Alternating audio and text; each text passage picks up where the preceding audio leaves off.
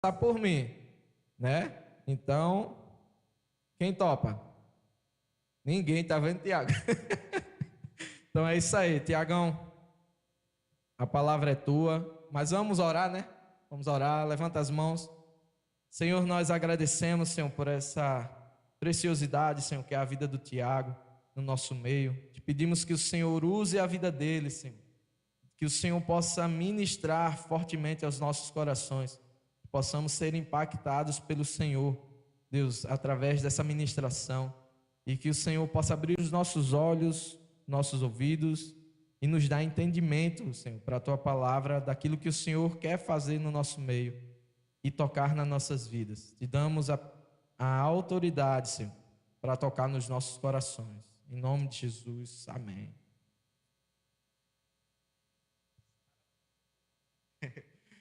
Shalom, galera! Vocês estão muito desanimados, é o frio, é? Vou fazer de novo. Shalom, galera! Então, que honra, que privilégio é estar ministrando mais uma vez para vocês. E antes de começar, de fato, a palavra que o Senhor falou ao meu coração, eu queria contar um testemunho a vocês. Boa parte da galera me conhece, né? Lá do setor. E eu não sou cristão de berço. Quando minha mãe se converteu, eu tinha uns 11 anos, 10 para 11 anos. E, assim, quando ela se converteu, quem se converteu foi ela, né? Só que ela arrastou minha irmã e eu.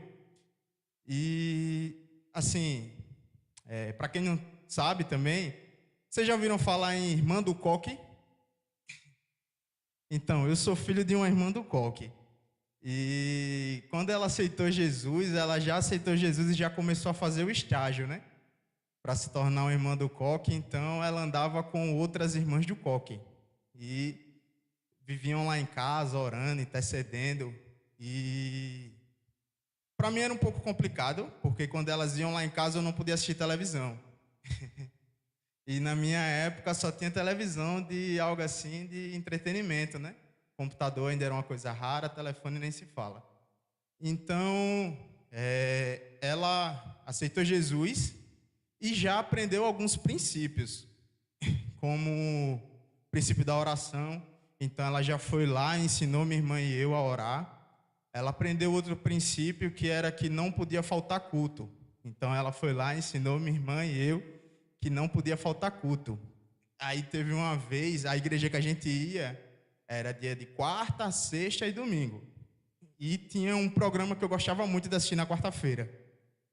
E já fazia uns dias que eu estava perdendo, porque eu tinha que ir para a igreja. Então, teve um dia, uma quarta-feira, que eu decidi, né? Hoje eu vou assistir esse programa. Hoje eu não vou para a igreja. Hoje eu vou inventar alguma desculpa e não vou para a igreja. Eu vou assistir o meu programa. E ela chegou lá a primeira vez, falou, né? Hoje é quarta-feira, a gente vai para a igreja. Aí eu disse, eu tenho uma prova para fazer amanhã e eu preciso estudar. Aí ela carinhosamente falou, né? Mas você teve o dia todinho para estudar. Você quer deixar para estudar na hora de ir para a igreja? Aí eu já percebi que não colou, mas mesmo assim continuei na minha história, né? Tenho que estudar. Aí ela saiu, voltou com a calça que eu ia usar para ir para a igreja. Aí ela disse, quarta-feira a gente vai para a igreja. E eu falei novamente, né? Mas eu tenho uma prova para fazer amanhã e eu preciso estudar. Aí eu tirei a paz da irmã Nena. Aí ela já, mais firme, você vai para a igreja, você teve o dia todinho para estudar. Aí eu achei pouco tirar a paz dela, tirei a comunhão com Deus também, porque eu falei, quem decidiu ser da igreja foi a senhora, não foi eu. Eu apanhei com a calça que eu fui para a igreja. Ela deu uma surra em mim com a calça. Alguém já assistiu aqueles filmes que tem batalha de rap que no final o cara termina de rimar e solta o microfone, né? Drop the mic. Ela deu uma surra em mim com a calça que eu ia usar para ir para a igreja e soltou a calça em cima de mim. Vá se arrumar que a gente vai para a igreja. E eu tive que ir para a igreja. E por que eu decidi abrir a mensagem com esse testemunho. Eu não sei se tem alguém aqui que passa por coisas parecidas, de ser obrigado pelos pais a ir para a igreja. Eu, depois que fiquei mais velho, e que, como minha mãe fala, virei dono do meu nariz, eu esfriei na fé, né? E passei um tempo sem ir para a igreja. Só que uma hora as coisas apertaram. Eu já sentia que havia algo diferente, que algo que estava faltando. E eu sabia para onde voltar. Eu sabia o que era que estava faltando. Eu sabia que era Deus me chamando. E se tem uma coisa que eu sou muito grato a Deus é porque a minha mãe foi raiz, minha mãe foi firme. Ela, quando eu era mais novo, lá em casa, não era uma opção não ser cristão. Não era uma opção não orar. Não era uma opção não ler a Bíblia. Não era uma opção faltar culto. Não era uma opção ser consistente nas programações que tinham na igreja. Não era uma opção. Ela não só mandava, ela obrigava, né? Com muito amor e carinho. Então, não sei se acontece com algum de vocês, mas eu tenho certeza que um dia vocês vão ser gratos. E eu peço a Deus que vocês não precisem passar pelo que eu passei para reconhecer isso. Que é um privilégio servir a Deus. Amém? Mas partindo para a palavra, a gente estava reunido no domingo pós-culto, o pessoal da comissão do Energy, e discutindo algumas coisas, e quando eu cheguei em casa, me veio à mente uma palavra que Deus já tinha tocado ela ao meu coração há um tempo atrás, é tanto que quando eu fui anotar, já tinha lá essa anotação. E eu pensei, né, caramba, então creio que isso é uma direção de Deus, e eu ainda nem sabia que era eu que ia ministrar. Eu estava lembrando que, eu vou falar da parte dos meninos, porque eu sou homem e eu só lembro da minha infância da parte masculina, né? Não sei se ainda é comum hoje em dia, mas quando a gente ia jogar bola, aí falava assim, nós vamos ser o time fulano de tal. Nunca deixavam o nosso time ser o Vasco, não sei porquê. Mas todo mundo falava, né? Eu sou o jogador fulano, eu sou o jogador ciclano. Quando era a época de Copa do Mundo, era seleções, né? Aí, eu sou o jogador tal. Eu lembro que teve uma vez que a gente, brincando disso, a gente ia ser a seleção brasileira. Aí eu falei, eu vou ser o Kaká. Para quem não sabe quem é o Kaká é branco e tem um cabelo preto, liso. Eu era muito parecido com o Kaká na época. E às vezes era para brincar de luta, né? De briga. Não, vamos brincar de Dragon Ball. Eu sou o Goku, eu sou o Vegeta. E sempre, quando tinha esse tipo de brincadeira, surgia uma pergunta, que foi o tema que eu coloquei para a palavra de hoje. E eu? Você quem? Às vezes surgia essa pergunta, né? Vamos jogar bola, vamos ser tal time. Eu sou fulano, eu sou ciclano. E sempre tinha um que não assistia tanto futebol e perguntava, eu vou ser quem? E essa pergunta, muitas das vezes, ela dura para a nossa vida, né? Muitas das vezes nos encontramos perguntando, eu vou ser quem? Ou eu vou ser o quê? Ou eu sou o quê? E o mundo, Satanás, eles tratam de deixar essa dúvida mais latente. Ao ponto de, muitas das vezes, ter crises de personalidade. Um dia gosta de uma coisa, no outro dia já gosta de outra. Aí, uma semana depois, lembra que gostava de algo e volta a gostar desse algo. Ou então, às vezes, passa um mês e se pergunta, meu Deus, é sério que eu gostava disso? Por que isso acontece nessa idade? Porque é a idade que está sendo formada a personalidade. E eu tenho uma notícia para vocês, de que talvez, quando vocês chegarem na minha idade, de 19 anos, eu tenho 19 mais 9. Vocês olhem para trás e pensem, é sério que eu gostava disso? É sério que eu me comportava desse jeito? Aconteceu comigo, né? Assim, eu desde muito novo eu sempre gostei de rock, mas eu olho para trás quando eu tinha 16, 17 anos e eu pensava, eu me comportava desse jeito. Às vezes o Facebook lembra, né? Eu ainda uso o Facebook às vezes. Lembra o que você estava fazendo há 10, 12 anos atrás? É a idade de alguns de vocês, né? E eu penso, eu me vestia assim, velho. Eu lembro no terceirão que a gente tinha a farda especial do terceiro ano, né? Aí colocava o nome atrás. Na minha não tinha meu nome não, na minha tinha rock and roll. Aí eu fiquei conhecido na escola como o rock and roll. E, e assim, isso acontece justamente por isso, porque está se formando a personalidade. E a primeira menção bíblica sobre isso, sobre a sua identidade, ela está lá em Gênesis 1, 27. Que fala o seguinte: então Deus criou o ser humano à sua imagem. A imagem de Deus o criou, homem e mulher os criou. Só que o seguinte, foi formada a identidade de Adão e Eva ali. Foi criada a identidade dos nossos primeiros pais, dos primeiros seres humanos. Só que vocês acham mesmo que o diabo, o nosso inimigo, ficou contente com isso? Claro que não, né? Quando você vai lá para Gênesis 3, capítulo 3, versículos 4 e 5, vai estar escrito lá o seguinte: a serpente disse à mulher: certamente não morrerão.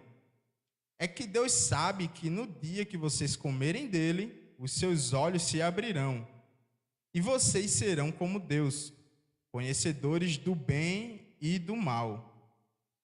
Então, o que foi que a serpente disse para Eva? O que a serpente colocou no coração de Eva? Quem você é não é o suficiente. Você pode ser mais. Você pode ser como Deus. E, infelizmente, nossos primeiros pais caíram. Aceitaram comer do fruto. E, a partir daquele momento que Satanás tocou na identidade de Eva, a partir daquele momento que Satanás tocou na identidade de Adão, se criou toda uma complicação. Porque desde ali, desde a queda dos nossos primeiros pais, até hoje, você vai ver inúmeros relatos, incontáveis relatos, de pessoas que não sabem quem são, não sabem para que servem, e como foi ministrado ontem, né? Muitas das vezes não sabe nem qual vai ser o dia mais feliz da sua vida. Vive de a ânsia de ter e o tédio de possuir. A ânsia de ter e o tédio de possuir. E isso não é só para a vida adulta. Eu consigo perceber que essa geração não sabe quem é, não sabem para que nasceu. Tem devaneios, tem loucuras, ao ponto de achar que são animais. Eu estava no Instagram e eu vi essa situação e eu achei, na época, que era daquelas pessoas que fingem que são animais, mas não, é mais profundo, né? Os Therians. Quem já ouviu falar de Therian?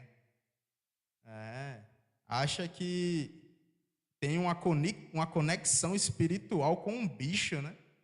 E eu achei engraçado porque só é bicho legal, né? É lobo, é leão, é cachorro, é gato. Eu não vi nenhum Therian hipopótamo acha que tem um espírito hipopótamo. Aí fica pulando, vai nos lugares, né? E não vai nem fantasiado, vai de uma maneira assim específica, né? É o cabelo. Eu vi um que pagou para deixar umas presas afiadas. Aí colocam as orelhas, né? E ficam pulando nos lugares imitando um animal. E quão profundo uma pessoa precisa ir em sua desconstrução, na desconstrução em sua identidade, para achar que é um bicho, para achar que... E não é nem achar que é um bicho, mas achar que tem uma conexão espiritual com um bicho. é um vazio que eu te afirmo que ele só vai ser preenchido por Cristo. Ele não vai ser preenchido com a pira de que você tem uma conexão identitária com um animal, que você precisa comer ração. Então, a gente entendemos que esse vazio e essa identidade você só vai ter a partir do momento que você reconhecer a Jesus como seu único e suficiente Salvador. Abre lá, por favor, em João, capítulo 1, versículo 12, por favor.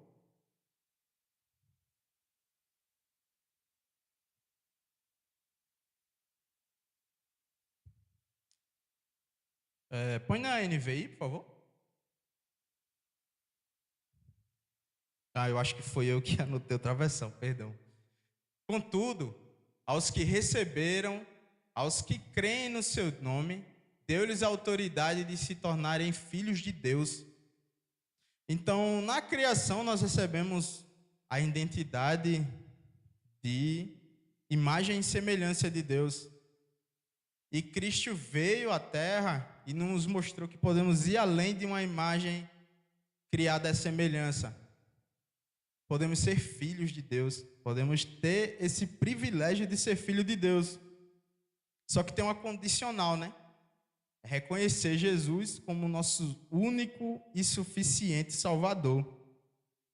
E depois que eu aceito a Cristo como meu único e suficiente Salvador, ainda assim, eu te afirmo que o inimigo ele não vai deixar de te tentar na sua identidade.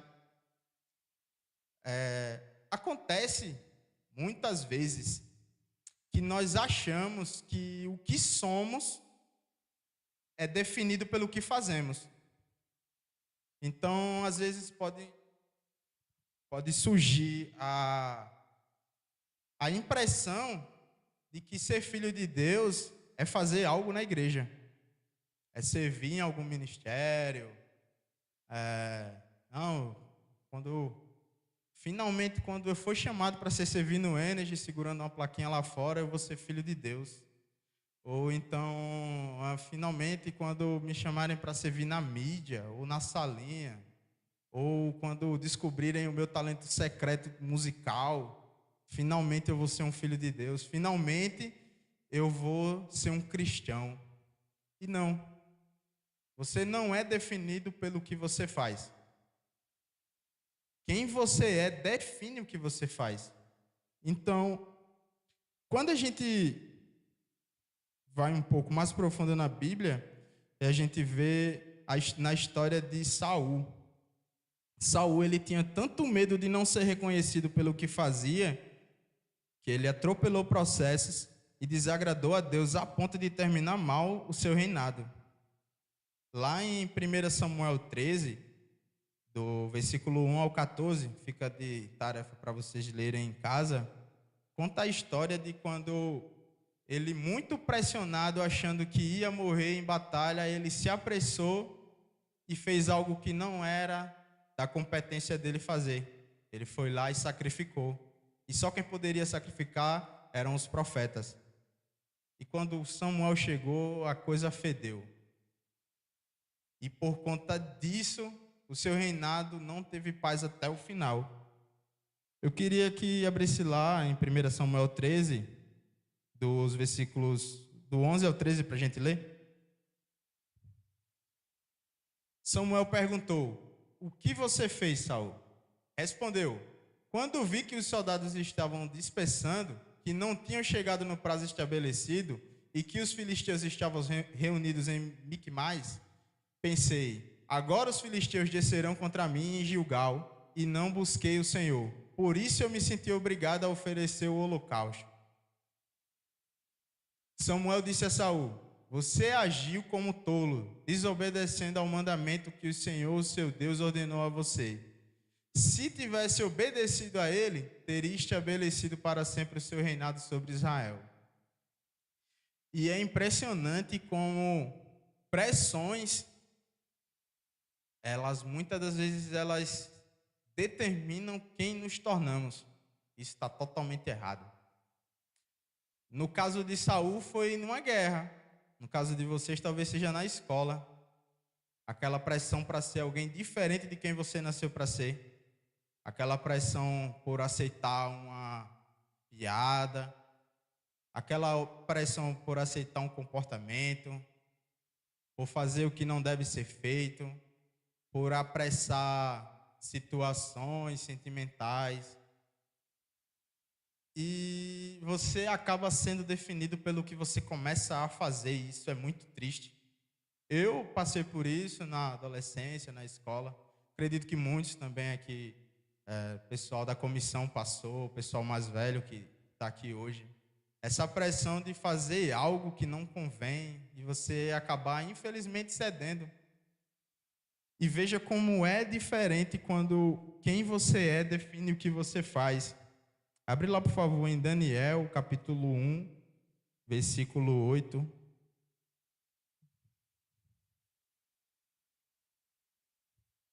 Daniel, contudo, decidiu não se tornar impuro com a comida e o vinho do rei, e pediu ao chefe dos oficiais permissão para se abster deles.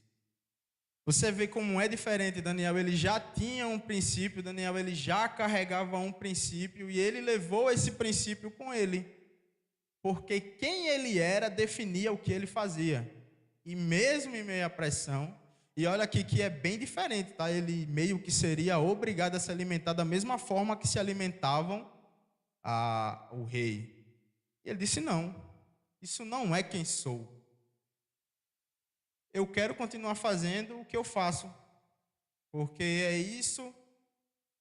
foi isso que eu aprendi a fazer e é isso que eu quero carregar comigo. Quem você é em Deus não só define o que faz, como tem o poder de mudar as situações ao seu redor e até mesmo mudar pessoas. Pula lá para o versículo 12, por favor.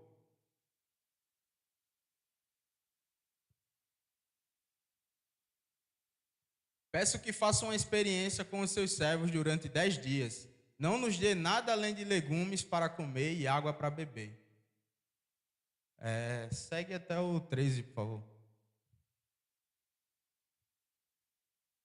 Depois compare a nossa aparência com as dos jovens que comem a comida do rei e trate os seus servos de acordo com o que você observar. Perdão, era até o 16. Ele concordou e fez a experiência com eles durante 10 dias. Passados os 10 dias, pareciam mais saudáveis e mais fortes do que todos os jovens que comiam a comida do rei. Assim o encarregado tirou a comida e o vinho que haviam sido designados e em lugar disso lhe dava legumes. Você entendeu? Que quem você é em Cristo tem o poder de mudar até mesmo o ambiente que você está inserido. A sua identidade é o que deve definir o que você faz e nunca ao contrário. Nunca ao contrário. Princípios são inegociáveis, né? Aprendemos isso aqui com o pastor Manassés. Eu mesmo, desde o dia que eu pisei a primeira vez na comunidade, há uns 7, 8 anos atrás, que eu aprendo esse princípio. E esse princípio, ele tem que ser algo carregado com você até o dia que Jesus voltar ou até o dia que, infelizmente, você falecer. Princípios são inegociáveis. Quem você é determina o que você faz e nunca ao contrário. Mesmo que surjam as pressões, mesmo que você precise ficar sozinho, sem amigos, é um preço que talvez você tenha que pagar. Mas eu tenho fé, eu acredito em Cristo, eu acredito no Deus que eu sirvo, que isso não vai acontecer. Porque você vai mudar o ambiente que você está inserido. As pessoas elas vão te perguntar por que é que você faz isso, e quando você contar a elas que é por causa de Cristo, eu tenho certeza, em nome de Jesus, eu acredito que elas também vão querer conhecer a Cristo. Eles vão querer conhecer a esse Cristo que te faz ter uma personalidade firme, que não muda por conveniência, que não ri de piada suja, que não desonra professores, que não desonra os pais, que são obedientes. Porque uma coisa que eu tenho notado é que existe essa sede nessa geração de ter alguém para imitar. Estão cansadas de imitar pessoas que estão muito longe, que nunca teve convívio. Elas querem alguém real para imitar. Queria pedir para vocês ficarem de pé para parecer que está terminando.